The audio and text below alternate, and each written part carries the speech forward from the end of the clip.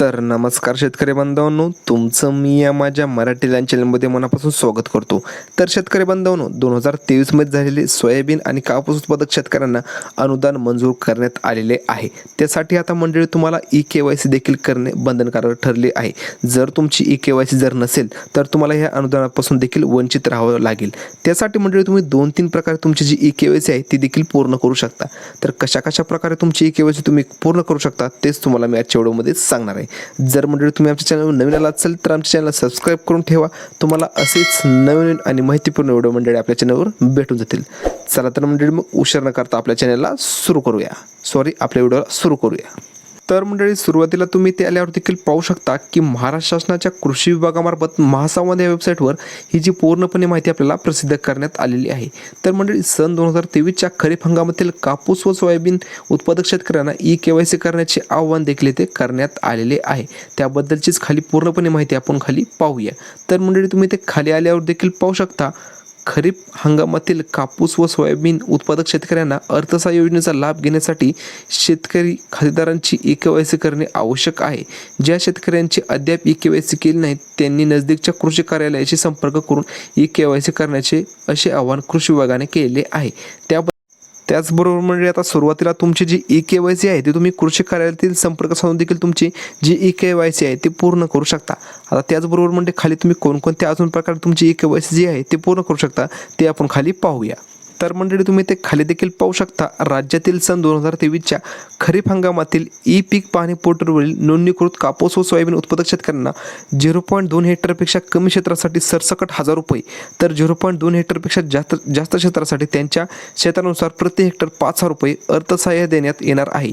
याबाबतच ज्या शेतकऱ्यांच्या 7-12 उतार्यावर कापूस व सोयाबीनची नोंद आहे, वनपट्टाधारक शेतकरी ज्या गावातील भूमी अभिलेख संगणकीकरण झाले नाही अशा गावातील कापूस व सोयाबीन उत्पादक शेतकऱ्यांना याचा देखील लाभ घेण्यात येणार आहे. म्हणजे ज्या गावात संगणकीकरण झाले नाही ते देखील गावातील शेतकऱ्यांना ह्या योजनेचा लाभ घेण्यात येणार आहे. त्याचबरोबर मंडळी तुम्ही ते खाली आल्यावर देखील पाहू शकता, हे जे अनुदान आहे हे आपल्याला आधार संलग्न बँक खात्याच्या DBT माध्यमातून जमा होणार आहे. यासाठी सर्वसाधारण 96 लाख खातेदारांपैकी 68 लाख खातेदारांनी आपली आधार संमती दिली आहे. यापैकी नमो शेतकरी सन्मान योजनेत 46.68 लाख आधार क्रमांक जे आहेत ते जुळून आलेले आहेत.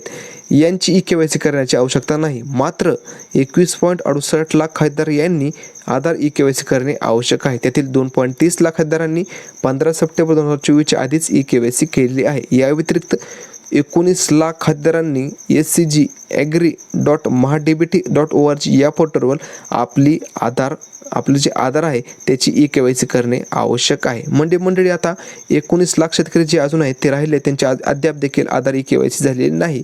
2.30 लाख शेतकऱ्यांनी आधार ई-KYC केली आहे आणि अजून मंडळी 21.68 लाख शेतकऱ्यांची जी आहे ती आधार KYC करणे देखील आवश्यक आहे. त्यातील 46.68 लाख यांची आधार KYC जुळून आलेली आहे, त्यांना आधार ई-KYC करण्याची आवश्यकता नाही. त्याचबरोबर आपण खाली देखील पाहू शकता की या वेबसाईटद्वारे तुम्ही कशा प्रकारे तुमची आधार KYC करू शकता.